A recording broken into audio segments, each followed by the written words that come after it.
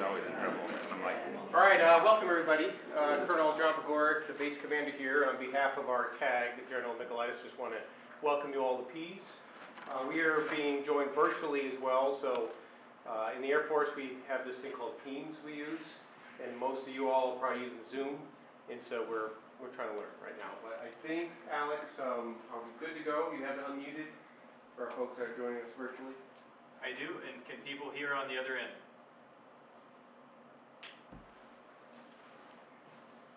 They're all muted, so. That's Dave. Somebody texted back, yes. Okay. Perfect. If there's any reason why we do have to leave this room, this is probably the quickest exit for the folks that are front and in the back as well. This one will lead you just to the back. That's the closet. So as long as everybody understands where we're going with that. So the purpose of today's meeting is to talk about a health study that our working group asked for. So if I roll the clock back, this really began August of 2018, where we heard some concerns on health, mainly cancer in our retiree population. We put together a working group, a lot of you that are in the crowd here as well. We partnered with state agencies, the National Guard Bureau, and we started trying to figure this thing out. The first step we did was in December of 2018, we held a listening session so we could really hear what we think the problems were. At that same time, we also started a registry so we could communicate all the information.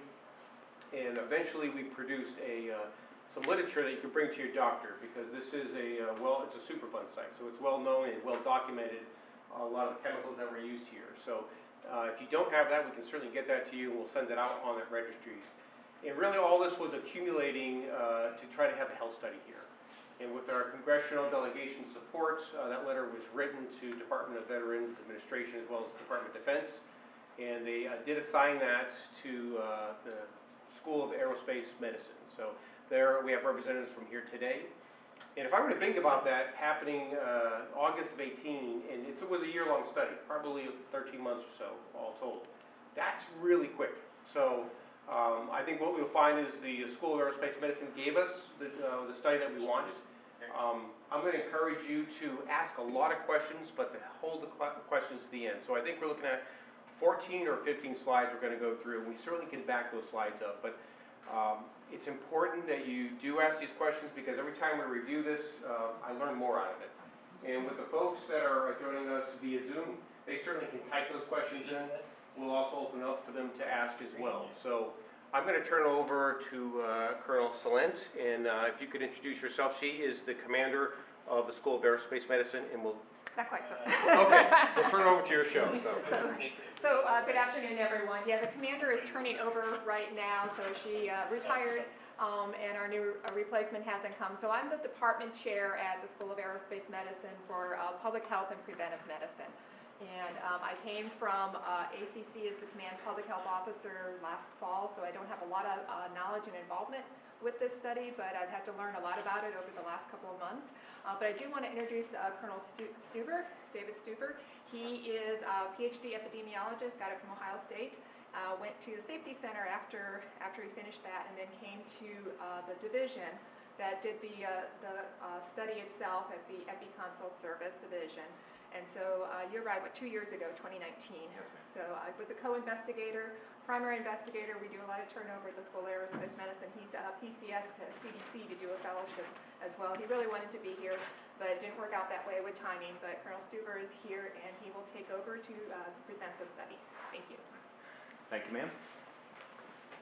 Well, good afternoon. As Colonel Salent mentioned, I'm Lieutenant Colonel David Stever, and I'm going to talk today about the results from our study for cancer mortality in members from Pease Air Force and Pease Air National Guard Base. So thank you for joining me here today. Thank you, Colonel Pagoric. Next slide. So the views expressed here, those of the authors, do not necessarily reflect those of the official policy or the position of the United States Air Force Department of Defense or the United States government. It's just a disclaimer that we have to put on there before we do anything else. Next slide. All right, first we're going to go into background, just kind of to give you the idea of the study. Colonel Pagoric actually mentioned a good portion of it, but we'll just kind of speed through this one. Next slide, please. So this study was commissioned after request in or about March of 2019 by the 157th Air Refueling Wing Commander. After discussion, we determined the needs of the study, and then we developed a study design. We were granted the final approval to proceed with this study in December of 2019. The approved study was designed to analyze cancer mortality or cancer deaths among service members who were assigned to Pease Air Base compared to the general population, general U.S. population. A town hall was held with the 157th Air Refueling Wing Commander, the USAF-SAM Commander, Colonel Teresa Goodman, and the primary investigator to answer questions in January of 2020. We were granted IRB approval, which is the Institutional Review Board, to proceed with our study in March of 2020, after which we began data collection and analysis, finalizing the study earlier this year. As a note, this study is distinct from the current Pease study, which is being led by ATSDR, the Agency for Toxic Substances and Disease Registry. More information on that study can be seen at the link that's shown on the slide. There are also some additional state and national studies that are being conducted to look at specific exposures, both occupationally and environmentally, and the association with those exposures on detrimental health effects. Next slide. All right, so we're going to talk about methods real briefly that we used in this study. So keep in mind that the study design that we developed allowed us to use the data sources that we had access to, and were able to produce the results that we needed to do in the allotted time that we had to complete the study.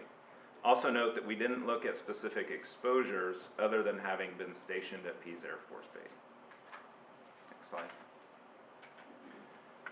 The population were all active duty National Guard and Reserve members of the U.S. Air Force who were assigned at any time to Pease between January 1970 and December 2018. We compared these members to a standardized database of the general U.S. population adjusted for age, sex, and race to find comparable members of the population to that of the Pease population. The outcome we used was death by cancer as listed on the member's death certificate. Cancer was determined both overall for all types of cancer and by anatomical sites such as prostate cancer or leukemia. To determine if the Pease population was experiencing mortality at a different rate than the U.S. population, we used standardized mortality ratios, which are going to be shown as SMR. Basically, this will be the number of cancer deaths that we observed in the population from Pease, divided by the number of cancer deaths that would be expected in a similar U.S. population. An SMR, just to kind of explain what you're going to see in the upcoming slides, an SMR of 1.0 means there was no difference statistically between what was observed and what was expected to be seen. An SMR greater than 1 means that a service member assigned to Pease had more cancer deaths than what would be expected, and an SMR less than 1 means there were fewer cancer deaths than what would be expected. The precision of that estimate, the SMR estimate, was captured by what's called a 95% confidence interval, which, if 1 is included in that confidence interval, means there was statistically no difference between Pease cancer deaths and what would be expected. For example, if we see an SMR of 1.10 with a 95% confidence interval of 0.8 to 1.45, this means that statistically there was no difference between the cancer deaths observed and what would be expected. Next slide. We also conducted several secondary analyses looking at SMRs among different subgroups in the population. These included the component, rank, occupational series, and time on station at Pease, the breakdowns of which are shown. Our data sources included information from the Air Force Personnel Center, AFPC, the Defense Manpower Data Center, and the Pease Personnel Office to determine members who had been assigned to Pease. Observed deaths were collected from the National Death Index Plus using codes listed on the death certificates. In keeping with traditional mortality study methods, our primary analysis was based on the underlying cause of death recorded on the death certificate. Expected deaths were determined using what's known as SEER, the Surveillance, Epidemiology, and End Results 21 Registries Incident and Mortality Database, I'm not gonna say that every time, we're just gonna call it SEER, in this presentation. This is a standardized database to determine the expected mortality in members of the general US population and can be accessed using Cancer Query System. In our study, we weighted the years 2000 to 2017 data equally to show the expected deaths that we would expect. The data were analyzed using SASTAT version 14.2. Next slide.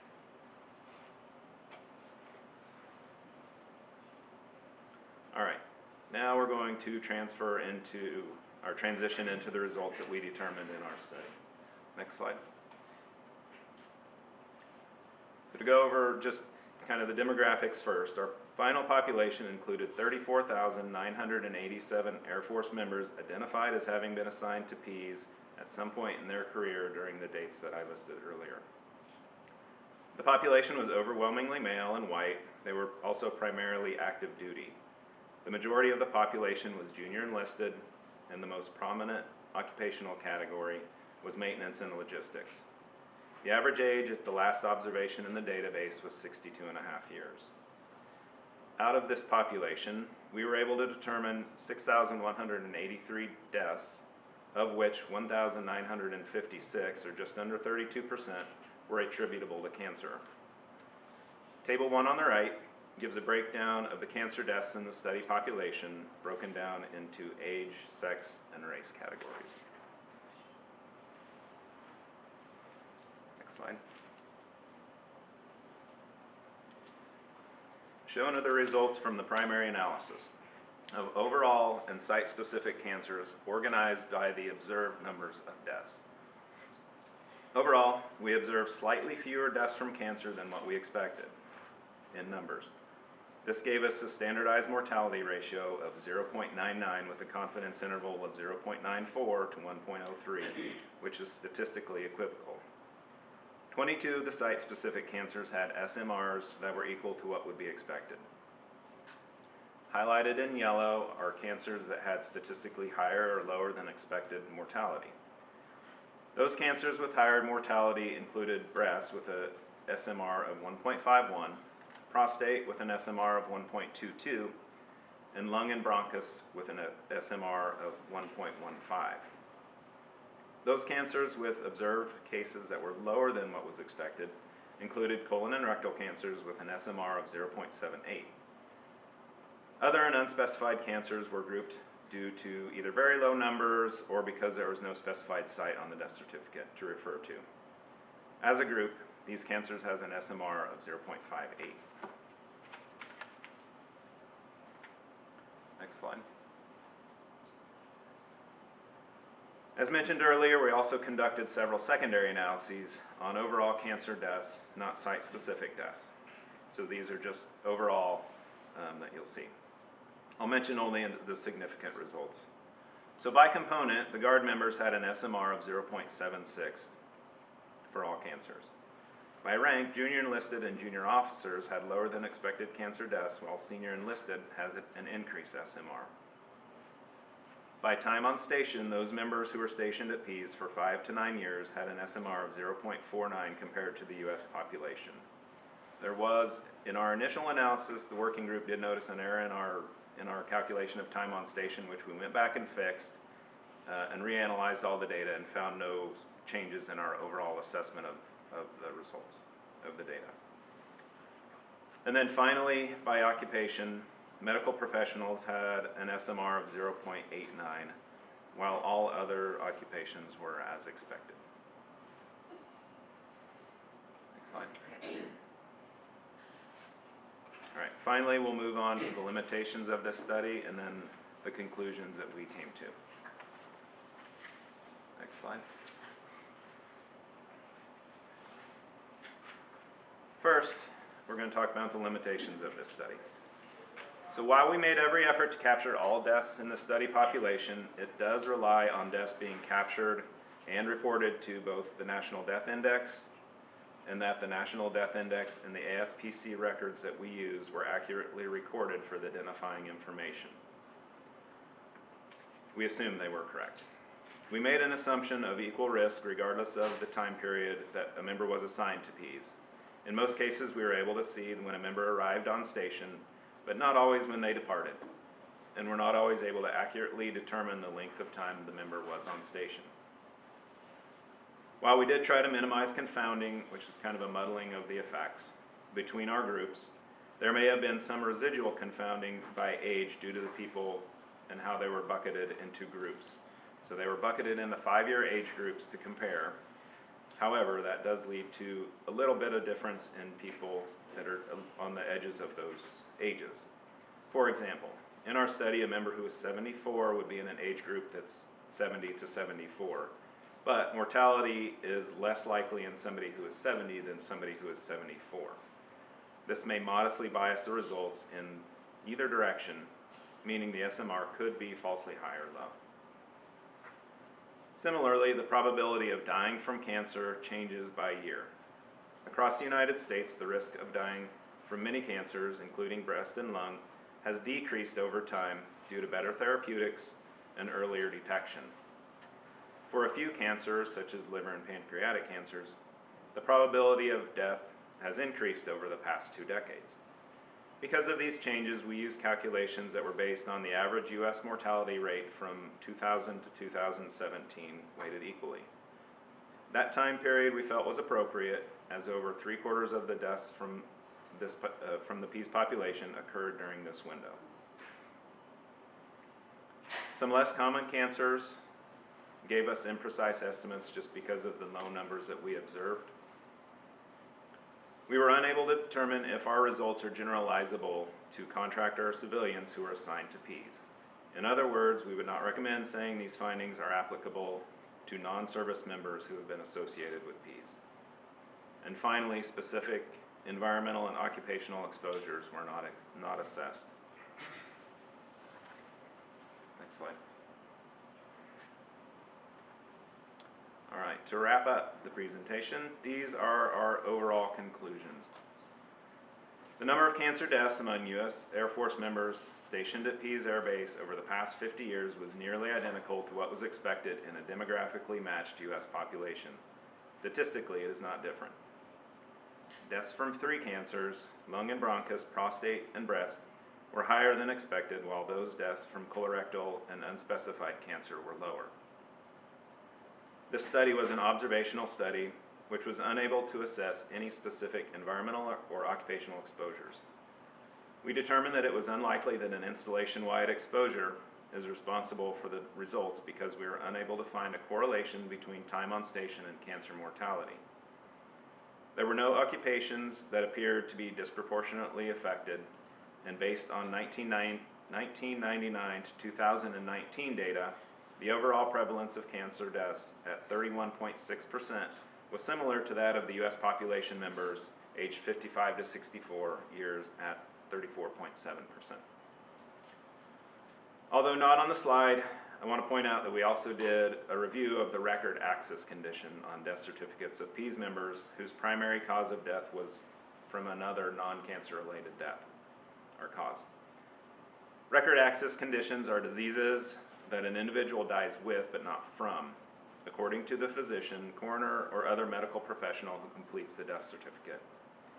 In this study, only 3.7% of decedents who died from a primary non-cancer cause had cancer recorded as a record access condition on their death certificates. This argues against widespread cancer prevalence in the population.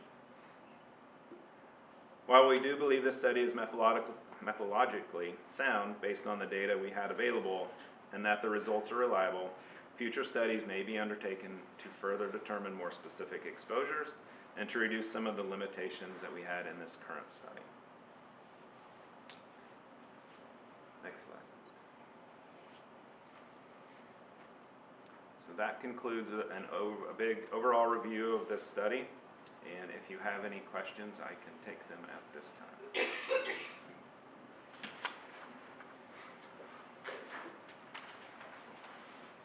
Sir? So you're saying the cancer that I have is not caused by the base? We did not assess exposures. What I can say about that is statistically, those 3 cancers that I listed were associated with being assigned to Pease. Other than that, the overall cancer deaths were not associated with being assigned to Pease when we compared it to another population. I can't say we didn't do an incident study, so that is one of the limitations of this study. We weren't able to look at people who were specific exposures and then people who have cancer now who haven't died. That is one of the limitations that we had on this study, just because of the availability of data and the study that we were asked to do.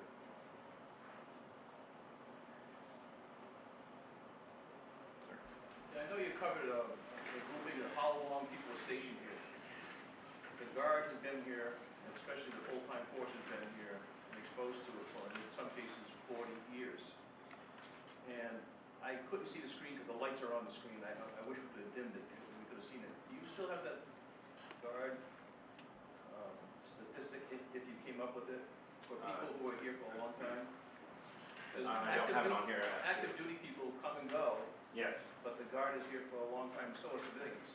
We do. We're actually doing another study after we review the time on station and fix the error that was found. We're reviewing it by component too. So we did it overall initially, so everybody's kind of grouped together. We did break that down into component, and we're doing the analysis now. I don't have the results of those yet, though. Okay. But as soon as we have those available, we'll transmit those to Colonel Pogoric. Yes, ma'am.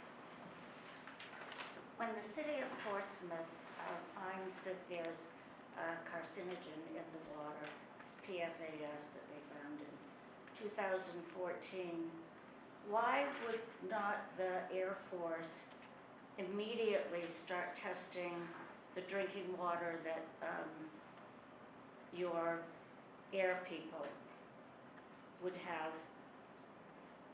And then, as a second part of this question, well, I'll wait till I hear from you. Well, so I'll just separate, because they just did the study, the mortality study, right? Yeah. So in 2014, they did find those PFAS chemicals, and they did, the Air Force did do some testing. They shut down the Haven well, and they've invested a lot of money in the cleanup, and they promised to continue to provide clean water. I can't really speak too much more to them, but is that answering your question, you feel, or? Well, my understanding is that the water was still contaminated, that they were drinking. Well, they're doing 2 efforts right now, and it's somewhat unique to Pease, and hopefully I don't talk too far out of turn, but the EPA has mandated that they clean up the drinking water as well as the groundwater. So we have a number of plants around here. The most recent one just opened up on the end of the runway there, and that is all, it gets tested all the time, and that is below, it's all safe drinking water. It's all below levels that even the state has mandated. So that is, as far as I know, and we do review that routinely, it's, because we drink it here as well, and that's all healthy to drink. They're also mandated to clean up the groundwater, and there's pumping stations that pump that water out, clean it out of the PFOS, PFOA, and then return it back in. And I just went to, this month, a Restoration Advisory Board meeting, and the results are getting really promising that it's being effective. Now, that was just one sample, but it sounds like it's working. And that's all public documents as well that we could get. How often do you test? Now, we are not mandated to test for PFOS, PFOA. For us to do it at the base, we have to send that out. We have done that in the past. We do regular testing, and public health is here. That might be, that's a few times a year, but that's for bacteria counts and Yeah, whatnot. so for bacteria testing, that's done on a regular basis, monthly basis. For heavy metals, it's usually done quarterly. But that water tower that you see here, we share that at the base as well. That goes out into Portsmouth and possibly other towns as well. Now, how I believe the Portsmouth Water Department tests once a month, and if you go on their website, you'll see that, and they specifically do test for PFAS, PFOA, and maybe 14 different one of those PFCs. Doris, I'm not sure if you're nodding your head. Does that sound accurate to you? That's accurate. So the other thing that I'm understanding in my reading, and I may be incorrect, but the firefighters are are still using something that has the PFAS in it, and that's going to continue until '24. And I'm wondering why that is happening. No, that's a really good question. Again, that's an Air Force question to answer, but I'm going to do my best to tell you what I've heard from them. So when they look at risk of life and risk of the health, because the fire foam, AFFF as I call it, that they're using right now, it does have some of the components you're talking about. It is so effective to not use it, it's a risk assessment that they're making. So when will they trying to get rid of that? And I know our senators are working hard, and we've asked to be the first site once the replacement is ready. My understanding is the Navy's taking the lead on that one and trying to perfect a firefighting foam that doesn't have any PFAS, PFOA in it. And they're doing testing on it right now, but it hasn't been released to the Department of Defense. When I said that we are just going to get rid of that chemical here, we're just not going to have it anymore, the Air Force came back and said, then you cannot operate aircraft here anymore. I was like, well, okay, I have to continue to operate airplanes here. So I hear what you're saying. We take all kinds of precautions with our firefighters to limit. We don't train with that anymore. We don't take it out around, but when we do, it's needed. And a fire chief on the site, and it could even go into the town. You know, the local fire department out there, fire chief would have to say, for this, let's say a car fire or something, I want you to use it. So it's never one of these things that just happens to get used. It's purposely used. And any time there was ever a spill, we have all kinds of environmental stuff to report. We capture it all. But you're right, we still have that firefighting home, and it's nationwide. Yeah, that's bad. That's really bad. Yep. I mean, how would you feel if it were your son or your daughter out there fighting with that? Certainly. Yep. It's just, it's inexcusable. Yeah, firefighting in general is a very dangerous job with all the different kinds of chemicals and whatnot. We try to give them the latest protective gear that they can get, but I certainly admire anybody who wants to choose that path, a career, save us, for sure. Shame on the Air Force for continuing that. I think they're doing their best. The best isn't to have it at all. Right. Should stop it immediately.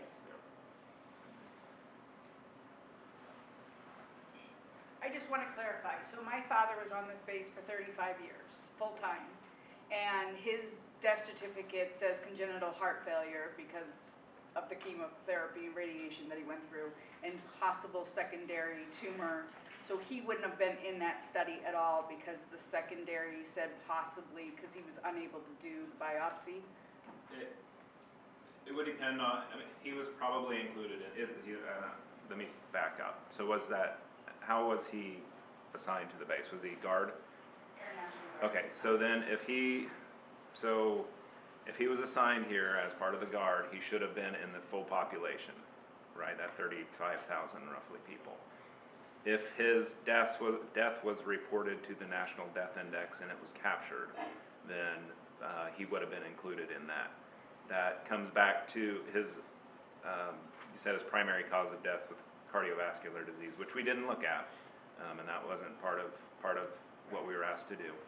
He would have probably been included in that 3.7%, having it if it was listed as a secondary cause, it should have been listed in that. We should have captured it. We would have, we would have captured his AFPC record that he was assigned here, and we should have captured his death if it were reported to the National Death Index by the state. So if I'm filing a claim on the Veterans Administration and for some reason he wasn't captured, are you looking at those claims too that I'm filing against Pease Air Force Base to see that he was captured in this study? Or is that two completely different worlds? That's not Okay. something that we looked at. Okay, thank you. Yes, ma'am. Sir? Yes, I'm not here to ask any questions, I just want to get on record. I stayed there 5 years back in 1973, 75, 77, 80, and diagnosed with cancer in 1987, 7 years after that. And I'm just here today in support of everyone else here, and I just want to make a point to get on record. I didn't die, I'm here, but I did survive, and I truly believe my cancer was related to me.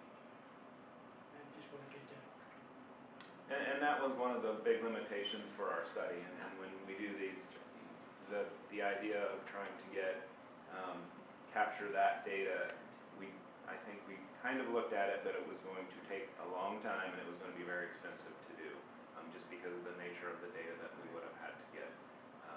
So, you know, Thank you.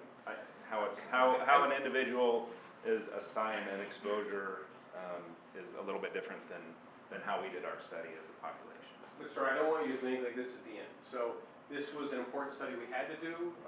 If you track what's happened at Camp Lejeune, and I know we do look at that, they've also conducted this study. So what I've asked now is our working group to, now that we have the results of this one, to get back together on the 14th of July, and we will now look at this result and where we should take the next step. We've asked the School of Aerospace Medicine to give us a little idea of what's possible. You saw those 3 different cancers that did come up there, and I think that's worthy of us trying to pursue a little bit more. So I don't want anybody to think that this was the end of it. The data is very interesting. The reports are on the table up there. So I know we only, I think maybe 1 or 2 charts we show here. There's a lot more. And it does take, I don't understand it all. So every time we look at it, and the working group will do that, we have some specialists that do know, they're trained in that stuff. So I think there are some things that we're going to gather out of this, but I want to make sure no one thinks this is the end of it. This is one step, and we'll continue to move forward.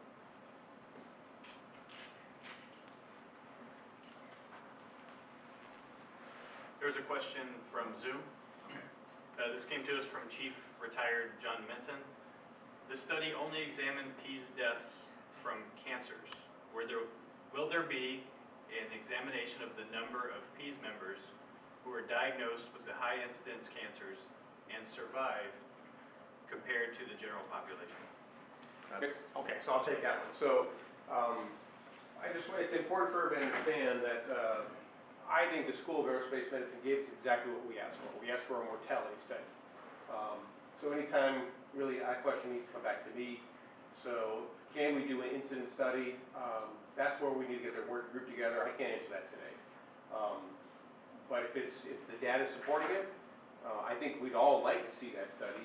How we go about doing that, that's maybe the tricky part there. So I don't think there's a proper national cancer registry, right, is what we're understanding. And how we make those connections with all those different states to actually pull the data and to be able to look at incidence cancers. But has it been done before?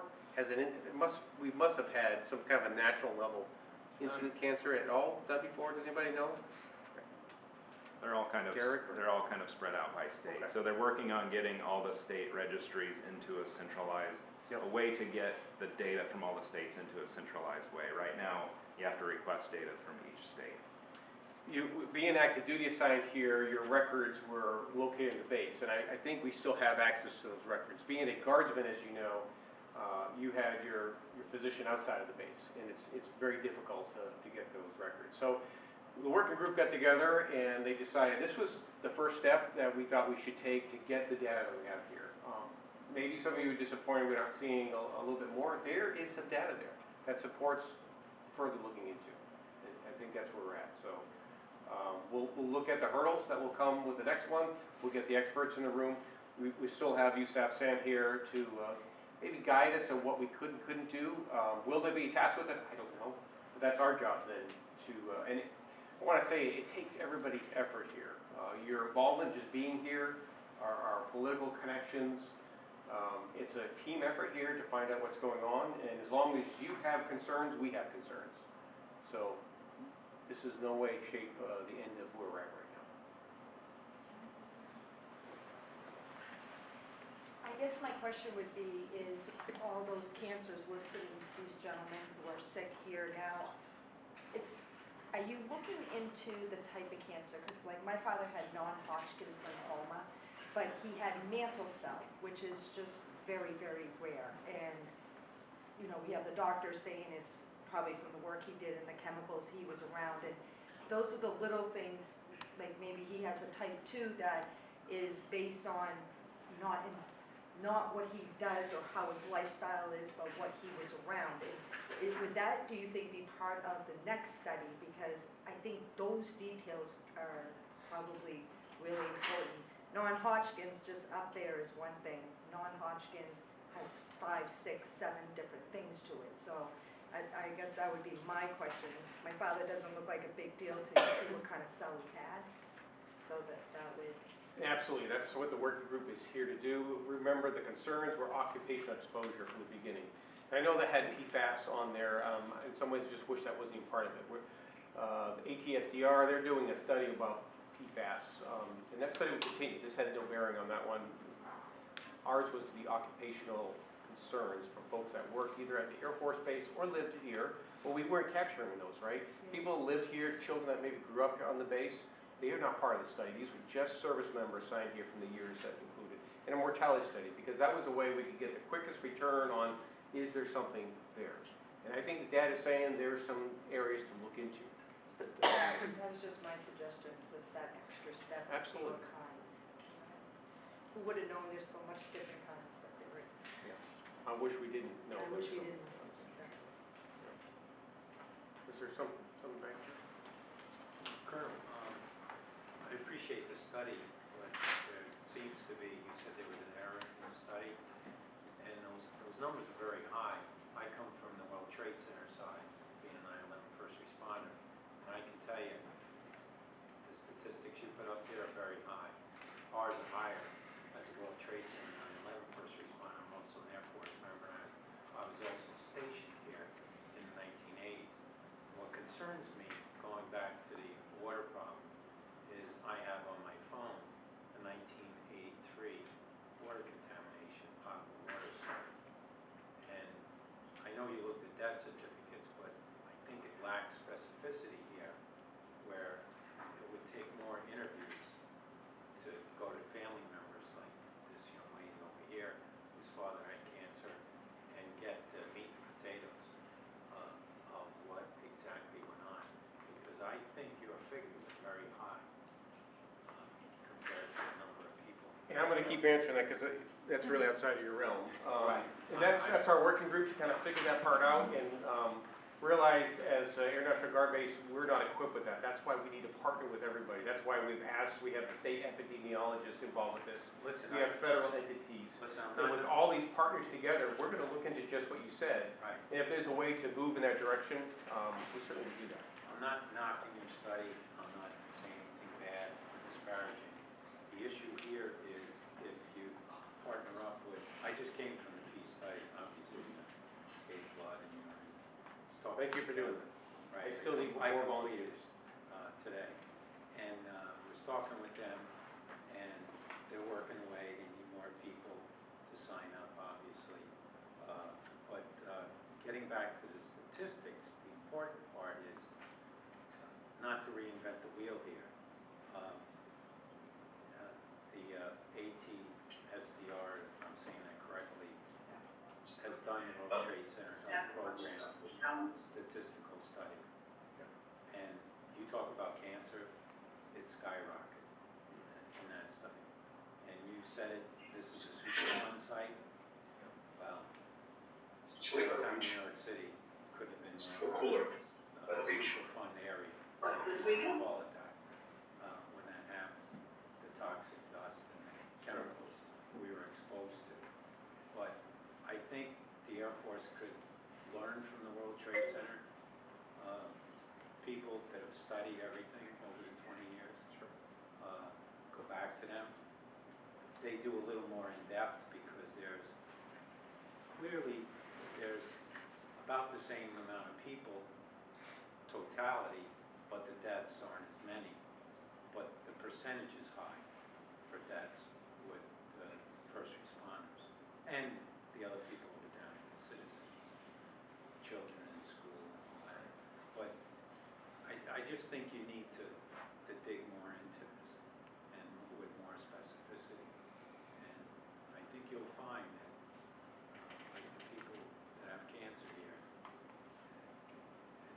the causation is here, or was at the base. I hate to say it. I mean, I really think in my analysis, what I've read, and I read the Camp Lejeune study, this is worse here than Camp Lejeune. And that's kind of over with. They don't even ask questions. You were there. Right. They take care of the, especially the people that are not retired, that are not 14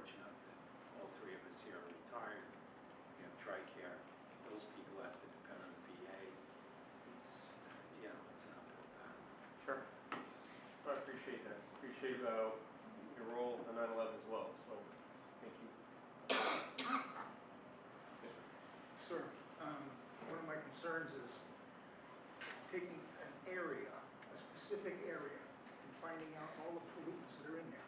And why I say that is you had the storage area, nuclear storage area, and you had Beverly Pond right across the street. Our families, kids, everyone went over there to swim. It's a sump pump out there now, but basically, that was where all our families went. I want to know what is in the ground from the storage area through all that area. What is in that area? Right. That's the Air Force Civil Engineering, and they do publish a number of reports on that. And they test continue. I don't have that data right here today for me, but they're still actively engaged here. Sir, in the back row, Yeah, I just want to say thank you, sir, for continuing to champion this cause as well with Doris and the people that did the study.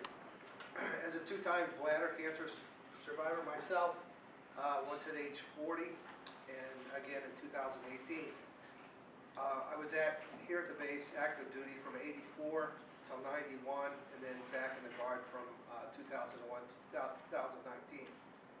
This is always changing. I just read that the VA now considers bladder cancer, Parkinson's disease, and all presumptive service connected for Vietnam service area veterans. So thank you for what you do because it keeps pushing this to the front, and it makes a difference, I believe. You know, it's no longer silent, and thank you for what you're doing. I appreciate it. and again, it's a team effort here, so we need all your involvement. That's the only way to continue to move this forward. So, yes, sir. Sir, I was just wondering if I could ask these two gentlemen here, what did you do when you were here on the base? Pardon me? What did you do for work? I actually worked with the water.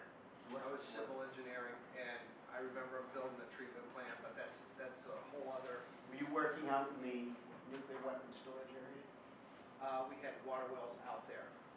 MMS 1, MMS 2, and MMS So you were around MMS as well? Correct. Thank you. Gentleman over here, if I could ask you, I see the SP on your hat. Yes. Thanks for your service, first of all. Fellow SP, did you work in either the nuclear weapons storage area or the AAPA? Yeah, Yeah. That's and the what- flight line, and I walk patrol within 20, 30 feet of the nuclear weapons. Very familiar with it. Yeah. And I brought this up on one of the first things, that we had a real study going at the 509 Security Police with the numbers of stillborns deaths. And one of the families lost 2 kids. And as an IG, when I was running around after leaving Pease, I found that a lot of these people, every one of them that I knew here from Pease, had no problem with their children afterwards. So that's not been touched at all. Yeah, I had testicular cancer, so in '87, after being diagnosed, It's, I was told I could no longer have children. well, that's, a lot of people had that, but they had them afterwards, actually. 2 of us here had the same thing. So hopefully this will do something. Unfortunately, the Air Force is not even touching the radiation issue. There are 2 bases that have the problem, and I know because I was in headquarters in charge of nuclear aircraft security, both here and Plattsburgh had the same problem. Yeah. So, for what it's worth, and I know the Air Force has to look into that.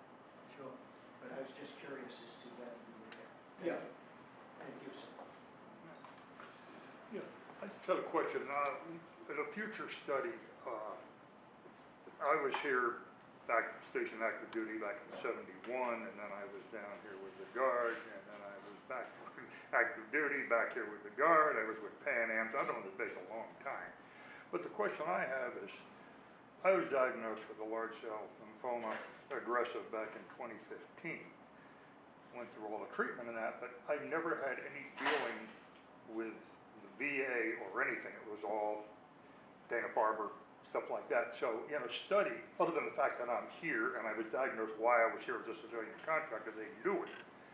Would I in any way, shape, or form be in a study like that if the VA had no involvement? I mean, the Air Force certainly isn't going to know. I mean, how would that work, as for a study purpose? Well, for this study course, I think you heard, you were not necessarily included as a Correct, yeah. cancer. I understand, yeah. You probably were in the population because of your service here, Right. but not showing up Right. as a cancer incident because it was a mortality study. I think your question is though, because you went through the VA, is your data updated into registry? Is that No, what see, you're- I didn't use the VA at all. Okay. So what I'm saying is, in a future study, if you're diagnosing crew chiefs or flight line or fuel or, when I would, How would we get that data? well, when I went down to Dana-Farber, Dave Fisher was the head lymphoma guy down there, and he drilled me on what chemicals you use, what you did with, and to confuse matters, I spent 4 years working on nuclear submarines on nukes over there, radiation. He looked at me, he said, I'm surprised you're still here. That was his comment with what you've been involved with. So, I mean, that kind of clouded the whole issue when I got the lymphoma. Was it radiation over there, or was it something over here? Who knows? But the point is, right now, I don't see, other than the fact I'm here, you see me here, I have no connection at all with the military anymore, or the VA, or whatever, know anything about my situation to be counted Right. when you're doing. Did you sign up for the State Veteran Services, that registry we talked about, where you're at least getting some emails? Right, yeah, that was a couple years ago, right, yeah. Yeah, I think it started at. Okay, that's true, you're right, I did give them that, I did do that questionnaire, so, okay, maybe that's the connection. But Derek, anything you want to say about how we would collect data, where would? Yeah, get and some and stuff so, from? Lieutenant Colonel had touched on this, if we were to approach an incident study, each state has a cancer registry, I assume you're a New Hampshire resident? Yes, yes, I am. Then presumably your diagnosis will be tracked through the New Hampshire Cancer Registry. And so what we would envision is that there would be an incident study that would allow us to gain access to each one of those 50 registries across the nation, and that we could cross-check your social security, because we have that in the personnel data now. And we could cross-check that with these 50 cancer registries for those individuals who are across the nation. So that is one of the limitations, that the Pease population, like every installation, is a very transient population. So unlike other cancer studies, like you see like in the Aaron Brockovich movie, that's really focused on one geographic area. Right. So they were able to go house to house and do those types of studies. We don't have that luxury because we have a very transient population. So the long-term goal, potentially, as Colonel Rivera pointed out, would be to work with a working group and to determine whether or not that type of study is actually feasible. That's something that we're discussing. Thank you. So, this may come down into the Codell limits here. So, if you're National Guard and you did your 2 weeks, a year, and your 1 weekend a month type deal, but you had onesie twosie orders, say MPA mandates or whatnot there, where you happen to have a Title 10 order, but it's under the Title 32 status or whatever it is. Problem is the Guard is not necessarily being totally recognized by the VA unless you were on an active duty status at some point in your life, and they don't tend to look at it except for they're doing contingency stuff. And then you're okay, you're gonna be able to get into the VA. I would hope, because at one point in time, at this base, you could have been in probably working in one shop theoretically, and had 5 people doing the exact same job, supporting the war effort, but in 5 different statuses. Yep, it's true. And theoretically, that person was doing nothing different than the other person. So I don't know how the Guard can somehow, some of these people, I'm not saying all, hopefully there's gonna be a way that the Guard member's service gets recognized through the VA. So that when it comes time for these studies, that they'll be able to be screened or be able to be taken care of possibly if something comes out of this through the VA, because just like active duty, this base for a long time, since the 90s, has been like working 24/7 hard. and doing the same job that the active duty counterparts have done. And just because of their status, because of the color of money, should not differentiate them from being covered. So basically, our folks are not able to get services through the VA unless they were on a Title X order? Possibly, yes. And so, like he was saying, if he would've went to the VA, he would've been at least tracked in some of these studies that we're doing. It's gonna be difficult, unless we do a questionnaire type thing like you were talking about, to get some of that information. But the thing is one of those things for the military members, a guardsman has a tough time, and reservists will have a tough time getting into that. And it's gonna take a little bit of culture change or something within the system, the bigger system that we have no control over really. I hope that somebody can take that back, because these guys deserve just like the active duty does, because they really did work here all that time. That's all I can say. Colonel, I think he's coming from the congressional side. I think there's congressional people here. I sat on the 5th District Congresswoman's panel, the only Air Force member in the NR. We meet every month. We hammered out the Blue Water veterans' problems with Agent Orange. And I think that's what really needs to be looked at here from the congressional side, to get something in the system, bill, to say, listen, if Pease is a Superfund site, and no matter what your guard, civilian, contractor, and you can do all the studies every year, but it's got to come to, hey, there's a problem here. You said it when you walked in, it's a Superfund site. It sticks on my mind. And get the congressional staff to get some legislation in there to say, look, VA, you got to recognize if a member worked at Pease because of all the problems. And going back to the Lejeune, I mean, it's just that simple.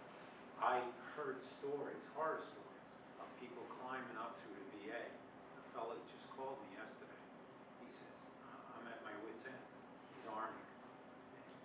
You know, because they can't get any service because, quote, you weren't active 10, active duty, you know, they have all these. So if you get the legislation through for Pease, just like Camp Lejeune, and say, look, Superfund site, 1983 potable water study, contaminated potable water, we're doing these other studies, high mortality rate, you know, just, we can do everything else in Congress. This is something that really needs to get like, right. And I don't think we ever thought we would get that result with this study, but this is the first study we had to do. Right. And it becomes just like Camp Lejeune did, the next smallest then. Right. And now maybe you can start seeing some movement. Thank you. First I want to say thanks to you, sir, for asking for the study. I think it's a really important thing, and the whole team. Like, I know this is a very complicated type of thing to try to understand. What I'm trying to understand is the sample of people you took, and I'm reading the purpose right here.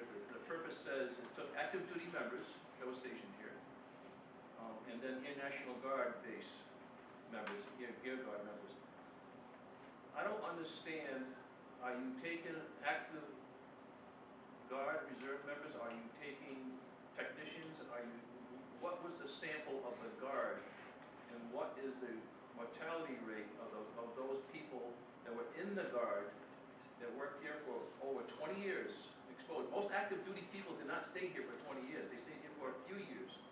And the extent of a contaminant that could give you cancer may not have affected them the same way as someone who's been here for 20, 30, or 40 years.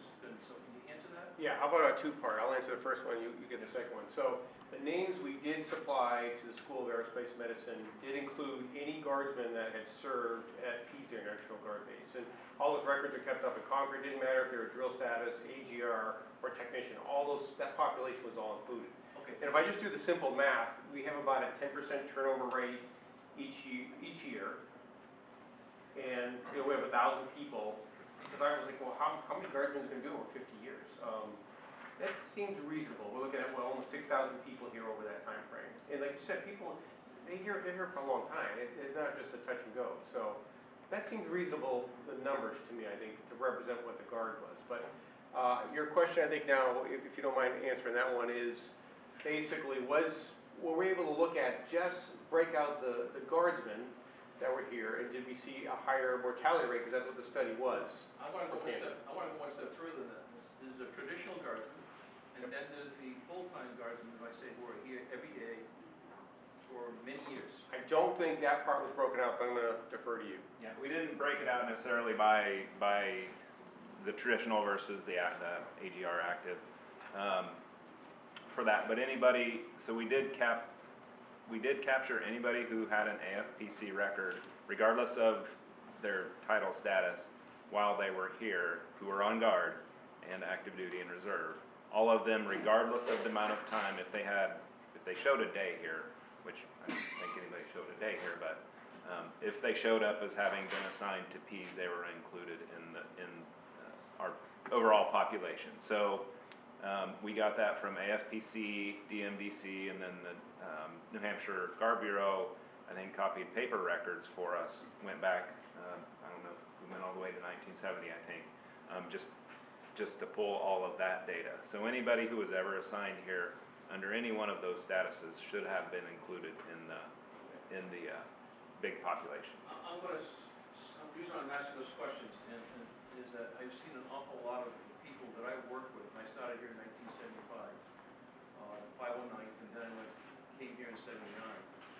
I've seen an awful lot of the full-time people that I work with suddenly are dropping at a young age. And I bet you I can mention some names, I won't, that people may even have forgotten about, that died years ago, but had been exposed to Pease and what its surroundings, things that have been going on here. So I just think it's a higher mortality rate among the full-time people. And I'm not trying to just put aside the people who have been here shorter, it's just that I think there's a higher rate there. So I think the closest this study may have come to answer that would be the amount of time people stayed at Pease. Was there, Yes, is there anything you can speak to on that one? No, I mean, that's kind of how we broke it out, was just the amount of time based on those records that we have. And Do then, we is that covered in one of your slides? that was one of the Can we pull that slide back up again? we Sir, did.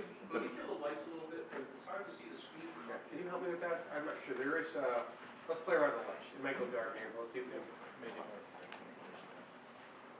Absolutely. There you go. Okay, good job. So I think it's. Well, there, I think we just saw it. Forward one. And you see the top right. So there. Don't forget, like from 1970 until 1990, the Guard was a lot smaller footprint than when the base turned into the transition. So then from 1990 until 2018, you kind of have two different stories in a way too, possibly. Sure. Because those guys came from Grenier Field or whatever. That was a lot smaller footprint as far as the Guard was, as opposed to today. And to go back to your question, we have broken them out by time and then by component. We don't have that presented here. We're still doing that analysis. All right.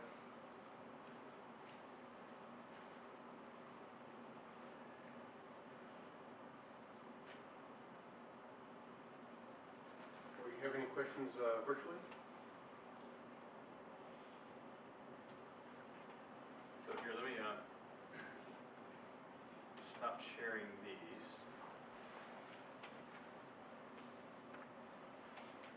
Pull this over here. Here's a question here. Two-part.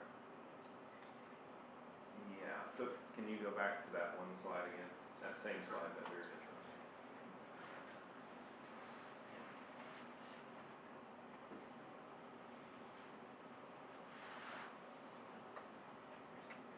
So here, so basically, I think you were asking about senior enlisted. So their SMR is 1.25, which was statistically significant, and that's for overall cancers. That's for any cancer death listed as on their death certificate. Which means, effectively they had 25% higher mortality rate than what would be expected in a similarly, in a demographically similar population. Well, if that's gonna answer the question or not, but that's one of the secondary analyses we did, and that was one of the significant ones that we found. Can I ask the question follow up with that? Were they here at that? I'm up here. Sorry, I know I you can't see back there anymore. We got the spotlight on you, right? Were they here when you did that, or is that just from the entire sample of active duty military? And, So that's anybody who was here. We didn't look at active duty military as a general population. We just looked at so this is people who were not assigned. longevity here, this is just by rank. Yes, this is where their final rank was in the data set. If that makes sense. So we captured that final rank and then. So I guess the question I would like to ask is exposure to Pease, at Pease for a long time, and rank could be, they came up through the ranks around the world and then wound up and retired here. Or one came Well, through they here. were assigned here. Came through here at some point. Yes, Sure. yes, sir. Okay. So I guess your study then does not show the amount of time that people have been here, and if they were here a longer time, what the rate of mortality is, or the rate of death they have. Is that common, is that normal, or is it higher than normal? I don't think that's being shown. You're showing it by rank, and rank Yes. really doesn't mean anything when you're looking at people who are constantly mobile. That's correct. I don't dispute that in any way. And we didn't, when a lot of times when we talk about epi studies, you start slicing data into smaller and putting people into buckets. So you've got senior enlisted who are at Pease for 3 years and we're logistics. We can do a lot of things. It just starts to kind of break the results down and makes, trying to explain them and how that actually impacts anybody a little bit harder. So again, this was one of the first steps, and I think that's we can great do more. I think that's great to take a sample across the whole swath. I mean, I think like the Colonel said, was that this is just probably the beginning of what we really truly need to look at. But can we talk a little bit more about, I just want to make sure we're not leaving with different impressions. On the top right, you did look at time on station, but I think what you're telling us is you didn't see that had a significant statistical increase of risk. In fact, you're almost saying the opposite. If you spent between 5 and 9 years assigned here at Pease, you're actually a lower chance of cancer mortality than the rest of the U.S. population. Is that a true statement from what I'm reading? That's how the data said. There's some interpretations. So if somebody is assigned for a period of time and they're diagnosed with cancer, they may come out, which leads them to have a lower time on station than what we captured. But you did look at 5-year increments, is that right? We looked at less than 1, 2, 4, 5 to 9, and then greater than 10. And I don't think we have that up on the PowerPoint here. No, it is in the. But it is in the packet, so if you don't, so you should, I'm not sure which table that is, but, so I just want to make sure we understand they did actually look at that. That's a corrected table that we, after our working group meeting a couple of weeks ago, that we need to correct. Okay. I have a question. I noticed, first of all, I really appreciate you guys taking the time to do this study, because it really sheds light on what potential impact could be for the population of people that served here. One of the things I was disappointed with is I didn't see the data broken down by generation or era of veterans, okay? And that is important because each generation, each era has different potential exposures, okay? So you have the Vietnam group, you have the Peace nuclear group, you have the Middle East Gulf War I, you have Gulf War II. And really what that does is it helps paint a picture of potential latency for these 3 individual cancers. Okay? Can you break the study down so we can reveal that, so that A, we can at least have it population, and B, be able to pass it on to our primary care physicians to look out for a particular cancer at a certain age, such as prostate cancer, et cetera, which I believe is very prevalent when it comes to PFAS exposure, et cetera, according to the ATSDR. The other question I have, maybe I should let you answer that first, and then I'll move on to the second question. Okay, I was gonna write that down so I didn't forget. So, yes, is it something we can do? Yes, that's something that the working group is gonna have to decide if that's what they want us to do, and then run that through our channels to do that. We should have the data to do it, but it wasn't part of this study because it wasn't part of what we were asked to do, and then part of the study design and how we designed it. But, you know, going forward, that's up to the working group to decide how they want to proceed, and then being directed to do it. Okay, the other question I had, because of these three particular cancers that have been identified, what has this study correlated or worked with the Department of Veteran Affairs to look at potential presumptives for these conditions sooner than later? Waiting for somebody to pass, obviously, is not an ideal presumptive, and we're just doing a mortality study. But if we have a population that has higher risk now, even slightly higher risk, should that be a presumptive for those that were stationed here at Pease? That is not a question that is in my purview. Nope, I agree, but I certainly don't have the expertise. Derek, is this something I'm looking for, if I were to answer my layman's terms, I don't think we're at the point to do that. I think it's further investigation.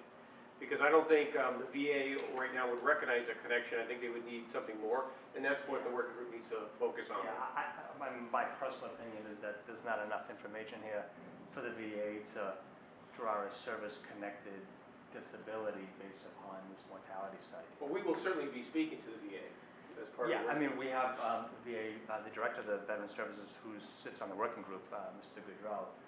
So he's a part of this working group, and I'm sure he'll share this information with folks at Veteran Services.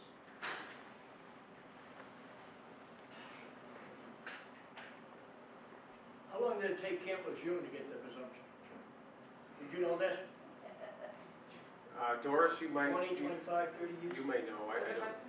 How long did it take Camp Lejeune to get to the point where the VA gave them that presumption, hey, you were at Camp Lejeune, you qualify for this? The first study took 20 years, and the final study, and before the VA actually recognized it, was close to 35 years. Enough said. That's kind of where I'm at. I don't want to wait that long. I work at the VA, so I hear it all the time. Okay. But I'm here on my own So behalf. why are you asking the question? Well, I just wanted someone else to hit the answer. I'm lowball, I'm not up there. I'm a clerk. Dennis Hebert again. Just going to ask a question. The gentleman behind me did bring up the point of it depends upon what was going on in the world at the time and what we could identify at the time as potential cancer-causing things. I was here in 1978, thereabouts, when all of a sudden there was posters next to every single water fountain that said, "Do not drink the water." I think it's TCE they found. Yes. And they fixed the problem by putting filters out there.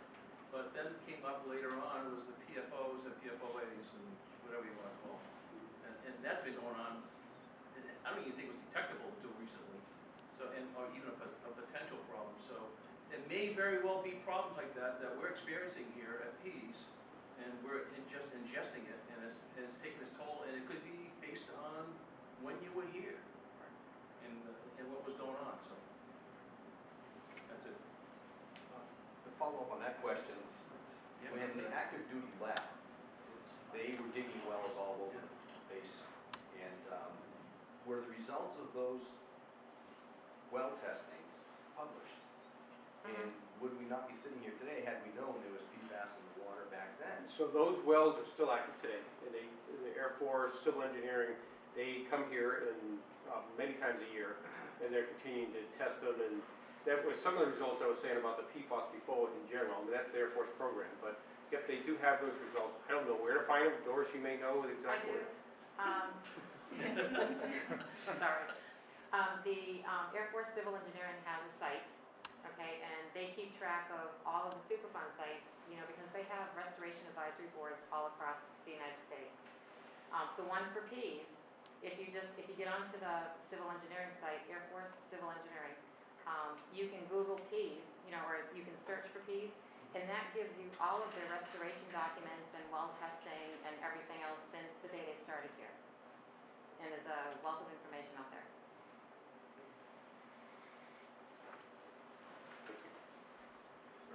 In your study in the time frame 70 to 90, have you, I know it broadens the scope here, but have you been requested to do this type of a thing at another Strategic Air Command base? Theoretically have the same aircraft, same fuel, same chemicals, same everything we have here. No, Have you been, not that I'm aware of from another. never been asked at another SAC I've not base been to asked. do that? Okay.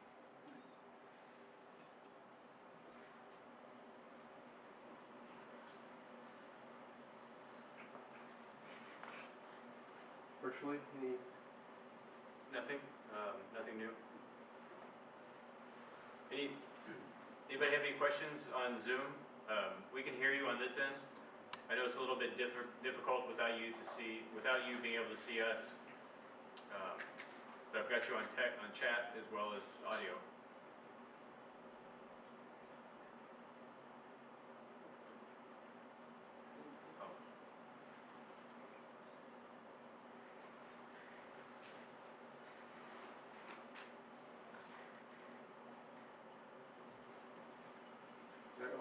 have something? Any questions?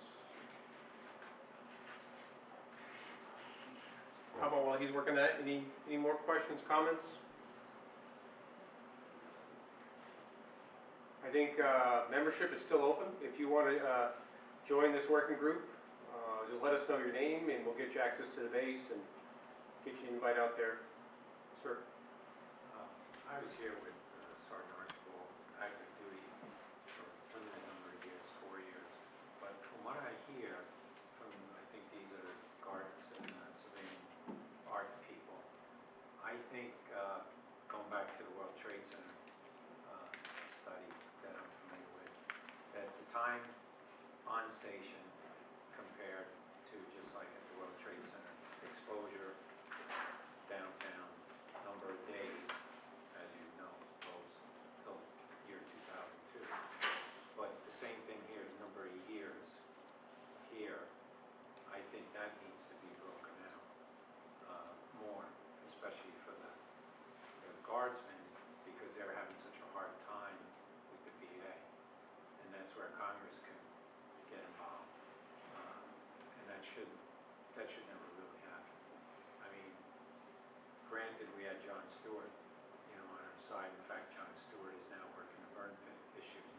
But if that's what it takes, I have his number, we can call him.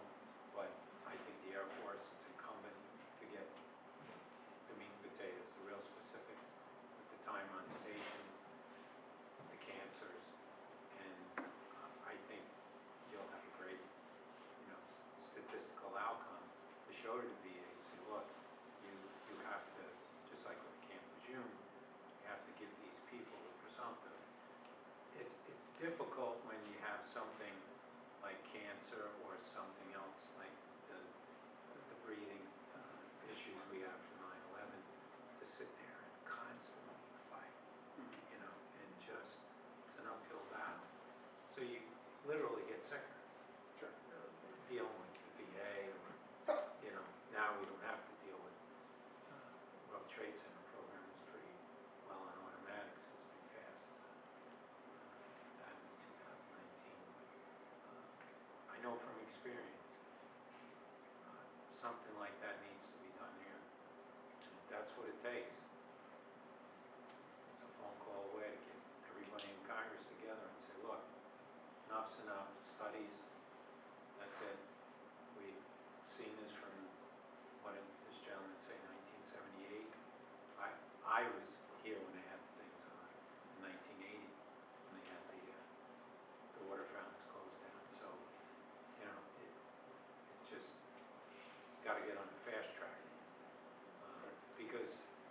every day somebody dies, Air Force member. Sure. Just like, give you an example, a guy I worked with, 62, sudden death. He was on the west side of the towers, and I was on the east side. And it's a gift I'm still here. So, I mean, it's that important, I think, here at Pease, that this should be treated with, you know, speed and accuracy, but to, just like the Camp Lejeune, a presumption. So somebody can walk in and say, look, I've been here, I'm a guardsman, I've been here for 20 years, I was exposed, I did 5 different jobs, like that gentleman said. You know, let's get them help. That's the bottom line. People just want to get the help. Right. That's all, not have to fight. It's all well and good to have studies. I think I've seen enough here.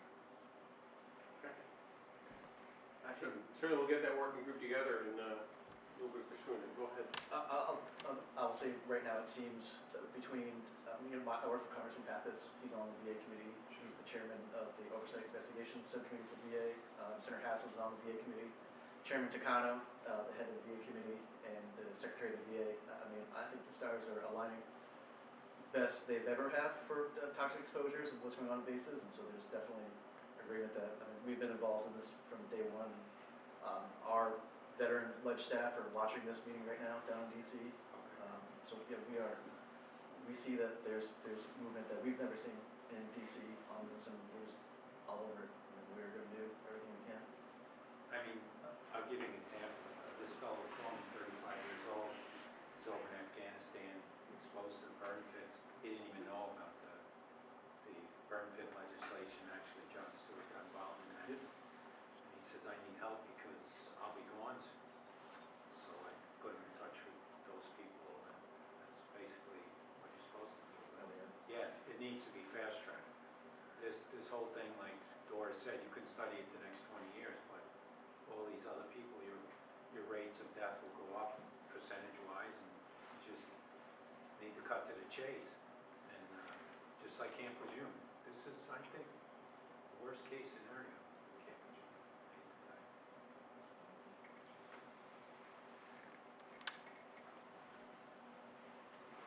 No questions on Zoom?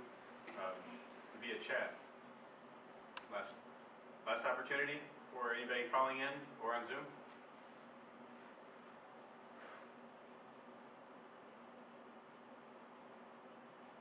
How about in the room? I've got one more question, please. Do we have an annual budget for this particular PFAS study or group? And how is it funded? Is it funded through Congress directly, or is it something that the Air Force funds? Where is the money coming from to ensure that this continues forward? Okay, well, we have a couple different efforts, Right. and I know Derek probably knows best some of the studies I've asked you in the past, but, so, the ATSDR, which is the Agency for Toxic Substances, okay, which is, it's basically the Air Force has hired this federal organization, and you mentioned PFAS before, and that's their job, and you heard this gentleman here say he was just there this morning. They're still looking for more participants, so they have a big enough pool to move forward. That is fully federally funded, and that will move forward. As far as if you're talking about the working group, it's completely volunteer. There's no funding whatsoever. And being, I'll tell you, a relatively small Air National Guard base, we have 0 resources. So what we've been able to do this far, I'm very proud of. What we need to do is, I'll be proud as we move forward. We only do it through collaboration, through all the different ties, teamwork that we do with the both state and federal agencies. There are plenty of people that are trying to help us. And certainly a congressional delegation has been very supportive, as you've heard already. That's how we'll move forward. Would the process move forward faster if there were funds appropriated specifically to that task? Well, if they funded a study, yes. I mean, realize how long of a study this was, a year. I'm not sure how many people were tied up with it, but anytime you do any study, right, they're not doing other work. So they certainly, we could probably get a dollar figure how much this costs. And that was basically our congressional delegation writing a letter to the Department of Veteran Administration and the Department of Defense who eventually gave it to the School of Aerospace Medicine to do, basically funded this study. Will we need more to continue? Yes, we absolutely will. What resources do you need to move this process forward? I don't think we can answer that today. I think the working group has to get together. We have to come up with the next step. And for elected representation, can you get us those funds? I'm Peter from Senator Shaheen's office here. We're part of the working group. We have been since the beginning, and I think when the working group decides as to what direction they want to move next, I can speak for Senator Shaheen's office, and I'm sure it's the same for Senator Hassan and Congressman Pappas, that we're going to be looking to support those efforts, depending on what direction the work group wants to take. But all of our offices are committed to working to get the resources that they need. I know with the Pease study, the PFAS study that you mentioned, Senator Shaheen has worked on the Armed Services Committee to make sure that there's been yearly funding so that study can keep going. And so we will continue to work on the Armed Services Committee. Both Senator Hassan and Congressman Pappas are on the VA committees in the Senate and the House respectively. So we're going to continue to be engaged and looking to see how we can be best helpful in consultation with the work group. Do you guys need like to have a hearing, bring all these people in and testify, sort of like we did for the 9/11 bill? It could lead to that. And we can keep write some updated. legislation and say, look, cut, like I said, cut to the chase, and say, look, these people are dying. We're ready. Say, We're ready. well, that's basically how we did it. I was the pen, sat and wrote to every dissenting congressional senator and House of Representative person and said, look, got to get on the stick here with this because people are dying every day and it's unexplainable because of the exposure and time in the toxic dust. When I went to a meeting and they said, they put a chart up there and they said if you were here from 0 to 24 hours, raise your hand. It's only a few of us. And then they said, well, you're lucky to stay. I said, right. That was probably the worst time. It was an Army doctor, commander up there telling us that because they said that was an AT DSR did the study on the toxicity of that time frame. That was the most dangerous and deadly time to be there without a mask, breathing, anything. But we did it, So, I'm proud of everybody that was there that did the rescue operation. But that's what it takes here, and that's what should be done. Just bring all these people in, have them get up there and testify. First-hand knowledge, first-hand testimony turns a lot of heads. Look at the people for the 9/11 bill. The Alvarez, he deceased, but he hit it home with the help of John Stewart. He said, look, got to get this thing done. There's people dying, and the same thing here. This cancer is, they're affected by what happened here. So what I'm effectively trying to do is ensure that there aren't any barriers to our congressional leaders, okay, as far as getting appropriated funds to be able to get a solution before we hit 20 years down the road. The same thing with the National Guard and any other shareholders in the process. If we have the resources aligned, it shouldn't be difficult to make this a reality. And that is to have some kind of assistance for those that were impacted.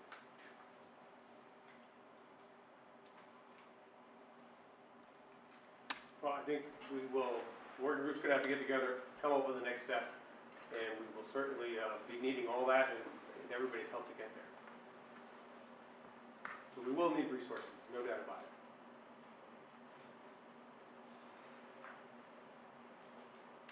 Any other thoughts? Questions? Great. I'd just like to say, somebody asked, has any other SAC base or similar base done anything like this? And, the answer was no. So, somebody has to be first, and I commend, you, Sam, and you, Colonel course for getting this whole thing going. Because as we can see, this isn't easy. And, you know, this is just the beginning in my opinion. You know, we got a first study done, mortality study. It's pretty broad range, not really specific. But right now, with the Healthy Air Force, we're still moving forward to find answers. And so, as long as we keep pushing towards answers, then, you know, this isn't the last time we'll be meeting like this. And I believe that, you know, the more people that know about it, then the more people that can give their input. Gentleman with bladder cancer back there knows about the latency period. It's one of the longest latency periods of any cancer, is like 10 years sometimes. And a lot of times the symptoms aren't very noticeable. You know, there's blood in your urine or something like that. And I've been pushing early detection. Just got diagnosed again like 6 weeks ago with another bout of bladder cancer, and so it's been going on for me for like over 4 years. And you know, prostate cancer survivor. So as long as we get the word out, keep pushing forward, I think we're doing a good thing here, and hopefully we don't have to wait 35 years to get the results that we expect that we should be able to get. But without your support, Colonel, you know, this never would have happened. You know, I commend you because you could easily just, you know, okay, we had our meeting, we had our study, we had our whatever, okay, wipe your hands. So I want to thank you and Doris especially and the working group for just pushing on, and hopefully we'll get to the answers that we're looking for. Well, I will tell you, thank you. It's been multiple tags. That's a 2-star general that's in charge of the New Hampshire National Guard, and they have the concept of Fort New Hampshire. And they've all had that same thing. We are here.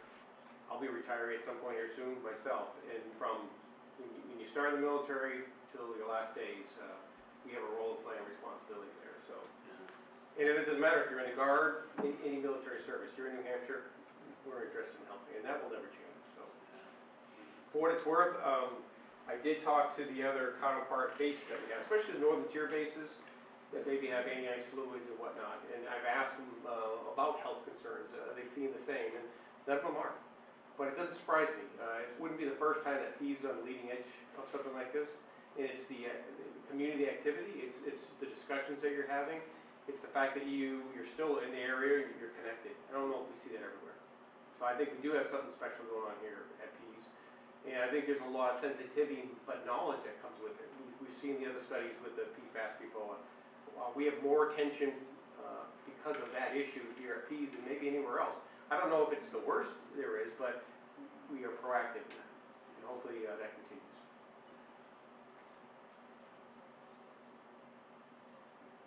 Any other thoughts? I just wanted to say that I recently went just to get a immunization at the VA in Manchester, and I had always heard very negative things about going there. And I brought a DD-214 with me, and they sent me a card saying that I could go to the VA anytime after that. Perfect. So I was very surprised after all the negativities, things I had heard about the VA. Well, it's great to hear, though. Thank you for sharing that.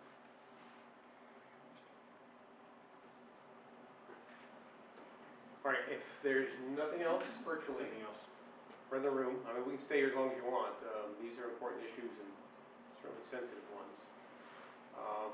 Again, we are not done. 14 July is the next working group meeting. It's going to be at 1 o'clock. And at 2 o'clock, we are going to join USAF-SAM again with what the working group has come up with, just to bounce some ideas off of them to see if we're tracking in the right direction and we're exploring all the opportunities we may have to us. So more to follow, but certainly if you're interested in that, reach out to me. Doris seems to know everybody. Reach out to Doris.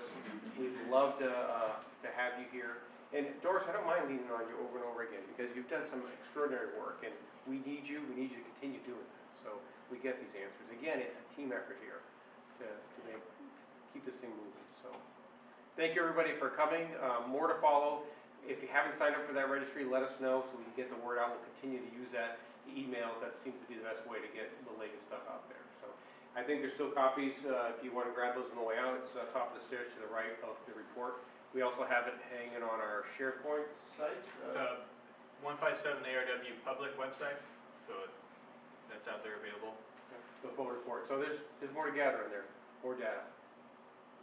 And again, I just want to thank you both for making the trip out here, for having that continued relationship with us and help us find our way through this. You did give us the report that we asked for, so thank you for a job well done on that one. So why don't we send them off with a round of applause and we'll end the meeting.